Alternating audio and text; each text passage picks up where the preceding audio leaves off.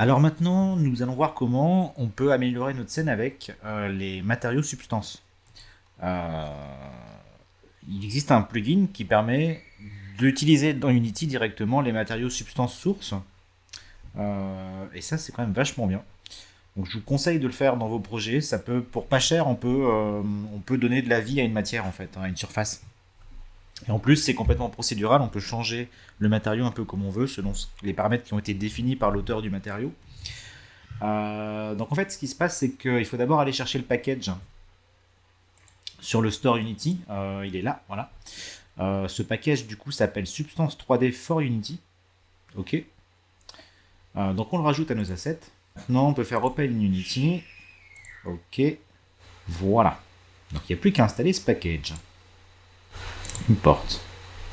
Ok, donc ça nous rajoute tout ça, parfait, dans un dossier Adobe. Ok. Import. Donc là maintenant, ça devrait nous rendre compatible, notre projet avec les fichiers substance. Donc il n'y a plus qu'à aller se servir sur substance source. D'accord. Il y a des milliers de matériaux. Là, je vais prendre par exemple un sol, un parquet comme ça. Allez, je télécharge ça. Donc d'habitude, c'est des matériaux qu'on met dans Substance Painter par exemple, Substance Designer, etc. Substance Alchemist. Enfin, Substance 3D Sampler maintenant, ça a changé de nom. Vous voyez, c'est un point SBSAR. Donc ce fichier, je vais le faire glisser dans Unity.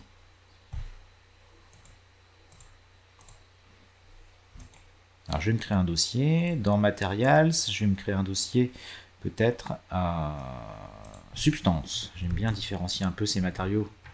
Ces super matériaux, on va dire. Substance, voilà. Et j'ai fait glisser mon fichier SBSAR. SBAR. Alors, comment ça se présente? Voilà, donc là j'ai bien un matériau SBSAR et j'ai bien sa preview ici, donc il est bien visiblement compatible. Effectivement, ils ont fait quelques changements par rapport au plugin que je connaissais encore jusqu'à récemment. On va voir un peu comment ça marche, ça devrait pas être bien sorcier. Alors, mettons que sur mon décor, je vais changer mon sol. Je vais mettre le parquet sur le sol. On va se mettre dans cette vue-là. Voilà. Ok, donc ça, hop là, mon sol, il est là. Là, j'ai mon matériau substance. Alors, ce que je vais faire, c'est créer d'abord une nouvelle instance du matériau. Par défaut, il y a une instance de base. Moi, je vais créer une variante de ce matériau spécifiquement pour cette scène et pour ce sol. C'est ça qui est bien aussi avec les fichiers substance, c'est qu'on peut créer à partir du même matériau substance des dizaines de matériaux avec des variations qui vont être utilisés à droite à gauche. Et le fait de changer l'une de ces variations ne va pas changer l'autre variation. C'est vraiment des enfants, en fait, ils appellent ça des instances. Donc je crée une nouvelle instance.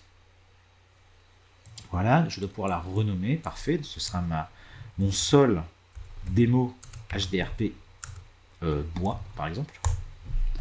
Voilà, donc ça, je dois pouvoir le glisser maintenant. Alors, je sais pas si c'est là directement. C'est ici, voilà. Donc là, maintenant que j'ai créé une instance, ça m'a créé un sous-dossier, ce qui est assez malin. Avant, ça ne créait pas de sous-dossier. C'est bien ça. Maintenant, ça crée un sous-dossier, c'est excellent. Ça crée un sous-dossier avec mon matériau dedans. Super, mon matériau, les maps. Ah, super. Donc, il n'y a plus qu'à prendre ce matériau et le mettre sur mon sol. Bah, vous voyez, de base, voilà. Cool, donc il n'y a plus qu'à maintenant le tweaker un petit peu. Alors, on va voir ce qui se passe. Donc, maintenant, je vais revenir, a priori, si je veux le modifier, je vais revenir sur... ah, bah, j'ai ces paramètres ici. Mais c'est super, ça a changé. Ah, très bien. Donc, avant, il fallait tout régler ici. Alors là, je pense que je peux toujours le faire. Ah oui, ça me sélectionne cet asset-là. D'accord, que je clique sur cet asset-là ou que je clique sur mon matériau painter et sur cette variante-là, c'est la même chose. Ces paramètres-là, ce sont les mêmes. Donc en fait, je peux régler maintenant, normalement, les paramètres de mon sol. Vous voyez, je le rends plus brillant. Effectivement, je le rends plus brillant là. Voilà. C'est quand même pas mal. Je vais changer tout de suite mon tiling. Donc là, je vais prendre mon matériau. J'ai envie que ça taille un peu plus parce que là, les planches ne sont pas assez grandes. Je vais les faire plus petites. Alors, peut-être pas aussi petites. Tiling comme ça a l'air pas mal. Ok. Et donc, je peux changer matériel, substance. Il est là, il est là. La brillance. Bah, le nombre de planches, tiens, voilà, je pouvais changer là aussi. Super. S'il est sale ou pas. Ça va dépendre. Hein. Les propriétés que vous pouvez éditer là vont dépendre du matériau que vous téléchargez, de ce qu'a prévu le concepteur du matériau. Il n'a pas forcément exposé les mêmes paramètres dans son shader. Vous voyez, là, je peux changer la densité des scratchs apparemment. C'est subtil, ça se voit pas trop. La dirt color. Ah voilà, ok. Cool. Wormhole density. Ah la densité des trous de verre de verre à bois. Marrant ça. Cool. Voilà. Alors vous avez des presets en général. Là je peux randomiser ma texture. Vous voyez, au hasard. Voilà, je fais un peu de random. Parfois il y a des presets. C'est-à-dire que là vous pourriez choisir un preset, ça va faire un autre type de bois par exemple. Je peux changer la couleur comme je veux. Super. Intéressant. Je peux changer la résolution des maps de sortie. Si jamais j'ai besoin de m'approcher vraiment très près de ce matériau, peut-être qu'il faudrait que je monte un peu la résolution. Vous voyez, 2048, ça calcule. Et ça va m'affiner les détails. Voilà. Oserais-je passer en 4096? On va voir. Ça va être un peu plus long à calculer. Voilà, hop.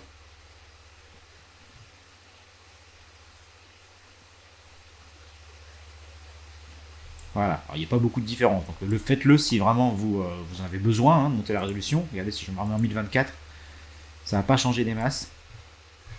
En tout cas, voilà, là en 2-2, avec le matériau substance, je me suis fait un sol en bois. Parfait. Alors je vais me faire peut-être des murs en béton ciré. On va voir. Je vais me prendre un autre matériau. D'accord. Alors, je vais me chercher quoi? Pas dans les modèles, dans les matériaux, ouais. Papier, plâtre, pierre.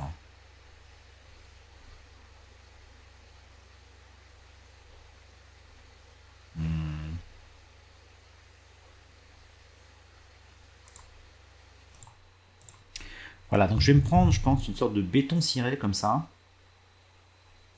Hop, je télécharge. Et puis pour le plafond, on va voir peut-être un béton avec des dalles comme ça. Allez, hop, je télécharge.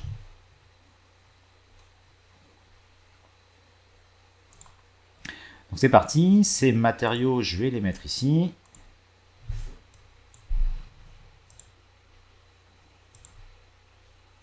Alors, pourquoi j'en ai qu'un sur les deux? Il n'a pas fini de télécharger peut-être?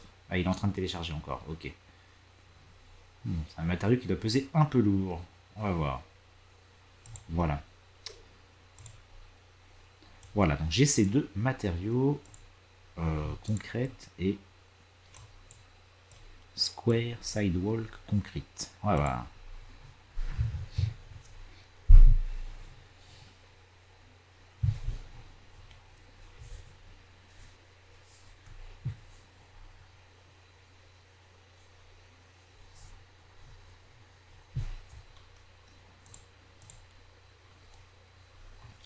Ok, donc voilà, j'ai deux nouveaux matériaux. Alors, ce concrete, celui-là, ce sera les murs. Je vais créer une nouvelle instance. Donc ça va me créer un nouveau dossier. Je vais la renommer mur démo HDRP. C'est super, ça me renomme le sous-dossier, parfait. Et donc dedans, je vais trouver mon nouveau matériau. Allons-y. Voilà, il est là. Je dois pouvoir le mettre sur les murs. Parfait. Hop. Hop. Nickel. Voilà. Et voilà. Parfait. Maintenant, je vais le régler un petit peu. Donc, je vais aller voir un peu dans son shader ici. Je randomise un peu. Je veux que ce soit ciré, donc je vais faire de la roughness. Roughness 1. Je vois qu'il y a roughness 2. Ah voilà, ok. Voilà, ça devient un petit peu brillant.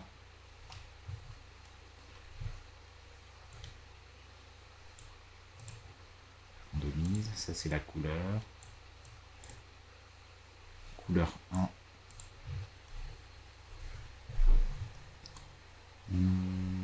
Couleur 2. Voilà, donc ça c'est plus la couleur du mur, effectivement. Un truc comme ça. Est-ce que c'est métallique ou pas? Non, un mur, j'ai pas envie que ce soit métallique. Bah, c'est pas mal. Peut-être changer un peu le tiling maintenant. Donc dans mon matériau, je vais changer le tiling. Alors là, forcément, j'ai des UV un peu qui sont nazes parce que c'est un décor modélisé à base de cubes dans Unity. Si vous faites ça bien, vous avez des UV homogènes, bien carrés. Là, forcément, j'ai stretché mes murs, je les ai scalés, donc ils sont un peu étirés. Du coup, j'aurai jamais quelque chose de très homogène. Mais voilà, je peux faire un truc comme ça.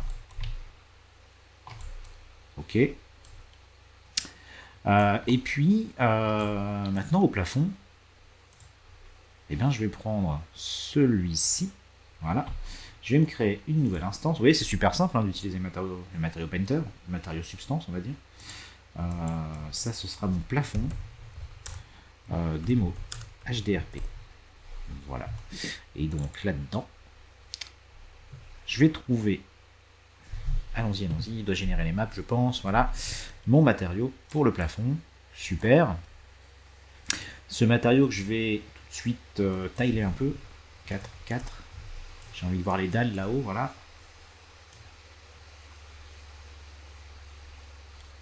Une dalle un peu plus carrée comme ça, voilà. Super. Ça commence à être intéressant.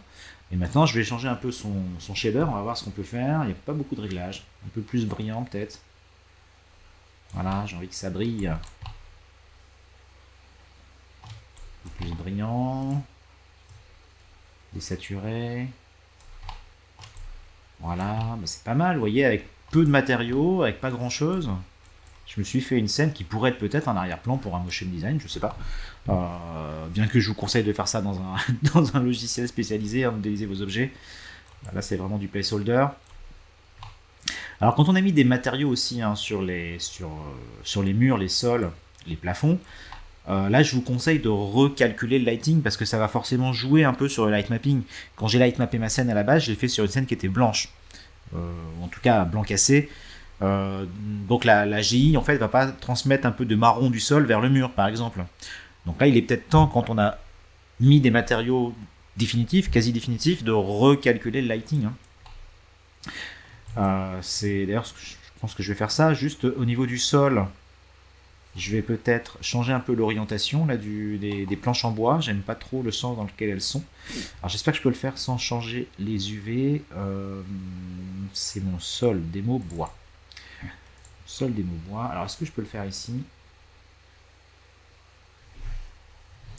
C'est une bonne question. Tiens, c'est vrai qu'en général, si j'ai besoin de faire ça, si vous avez besoin de faire ça, vous passez dans votre logiciel de 3D, vous faites une rotation des UV. Là, effectivement, je ne sais pas si on peut le faire directement dans le matériau.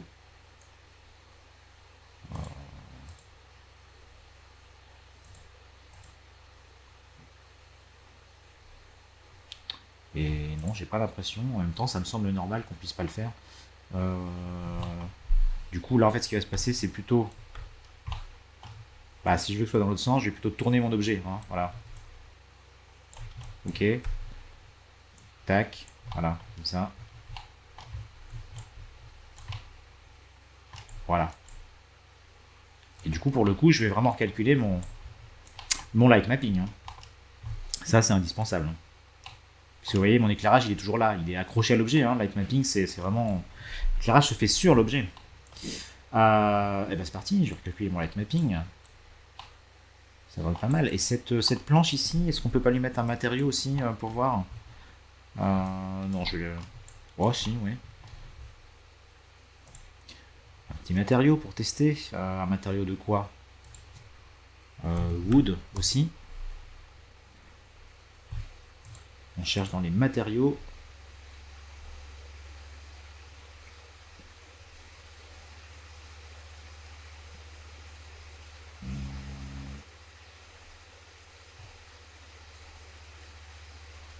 Allez, on va prendre ça. Voilà. Tac. Ça, je l'importe ici. Voilà. Je crée une instance. Ce sera ma box démo HDRP. Voilà. Donc ça m'a créé un sous-dossier, box démo HDRP, avec mon matériau que je peux mettre sur ma boîte. Pour le coup, la boîte est dans la pénombre, donc on va avoir un peu de mal à voir ce qu'on fait, mais je peux très bien enlever les lights. Le temps de voir juste la texture.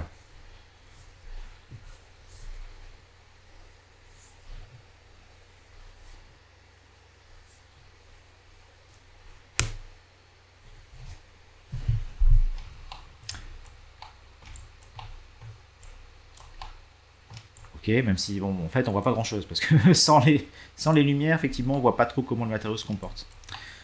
Je vais mettre une petite light en attendant. Light, spotlight. Hop, va venir éclairer mon cube. Comme ça, voilà.